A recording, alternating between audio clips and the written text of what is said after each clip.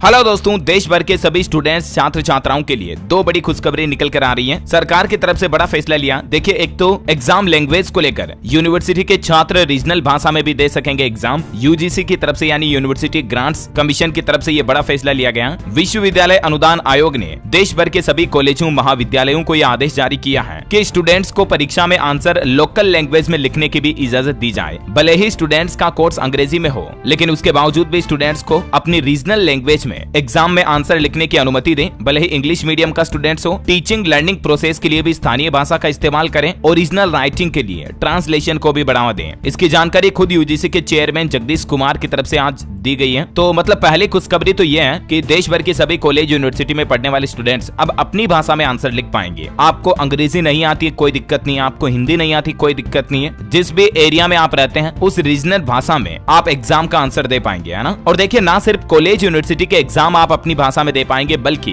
SSC यानी कि staff selection commission के जो एमटीएस और सीएचएसएल की परीक्षाएं होती है ना, मल्टीटास्किंग स्टाफ वगैरह के, उन एग्जाम को भी 13 क्षेत्रीय भाषाओं में आयोजित करने का फैसला किया है। डीओपीटी की मंजूरी के बाद स्टाफ सिलेक्शन कमीशन की तरफ से ये एक और बड़ा फैसला लिया गया परीक्षाओं को लेकर। इससे पहले हाल ही में आपको पता होगा सीएपीएफ के एग्जाम को भी 13 क्षेत्रीय भाषाओं में आयोजित कराने का फैसला किया था। तो अब सीएपीएफ के बाद एसएससी एमटीएस और एसएससी सीएचएसएल की परीक्षाएं भी 13 क्षेत्रीय भाषाओं में होगी। और उन क्षेत्रीय भाषाओं में कौन कौन सी लैंग्वेज शामिल होंगी जिसकी जानकारी भी आप देख सकते हैं। असमिया, बंगाली, गुजराती, मराठी, मलयालम, कन्नड़, तमिल, तेलुगु, उड़िया, उर्दू, पंजाबी, मणिपुरी, कोंकणी, हिंदी और अंग्रेजी, इन सभी रीजनल भाषाओं में भी अब आप एग्जाम दे पाएंगे, है ना। अच्छा, इसके अलावा हाल ही में स्टूडेंट्स के लिए सरकार ने यह भी घोषणा की थी कि यूक्रेन से लौटे छात्रों के लिए भी खुशखबरी है। केंद्र सरकार ने एमबीबीएस पास करने के लिए एक शानदार मौका दिया है। केंद्र सरकार ने सुप्रीम कोर्ट में बताया कि रूस यूक्रेन युद्ध के दौरान जो यूक्रेन से अपनी अधूरी पढ़ाई को छोड़ करके स्टूडेंट्स भारत आ गए थे ना, तो उनको एमबीबीएस पास करने के लिए मौका दिया जाएगा। सुप्रीम कोर्ट ने सरकार में क्या कहा, जिसके बारे में जानकारी भी आप देख सकते हैं। और एक अच्छी खबर देखिए, नीट यूजी को लेकर कि फ्री में एमबीबीएस कराएगा ये मेडिकल कॉलेज। 100 सीटों पर होगा एडमिशन। देश के प्रधानमंत्री नरेंद्र मोदी ने इस मेडिकल कॉलेज का उद्घाटन किया है। नीट पास करके एमबीबीएस में एडमिशन लेना चाह रहे छात्र छात्राओं के लिए भी खुशखबरी है। कर्नाटक का Shri Madhusudan Sai institute of medical science and research medical college जो है ना, वो छात्रों को एमबीबीएस की पढ़ाई फ्री में कराएगा। 100 सीटें इसके लिए रिजर्व रखी गई है 23-24 के लिए। अभी पिछले महीने देश के पीएम मोदी ने इसका उद्घाटन किया था, है ना। तो ये कुछ एजुकेशनल न्यूज के तहत स्टूडेंट छात्र छात्राओं के लिए अपडेट थे। उम्मीद आपको जरूर जानने मिले होंगे। वैसे दोस्तों, अभी आप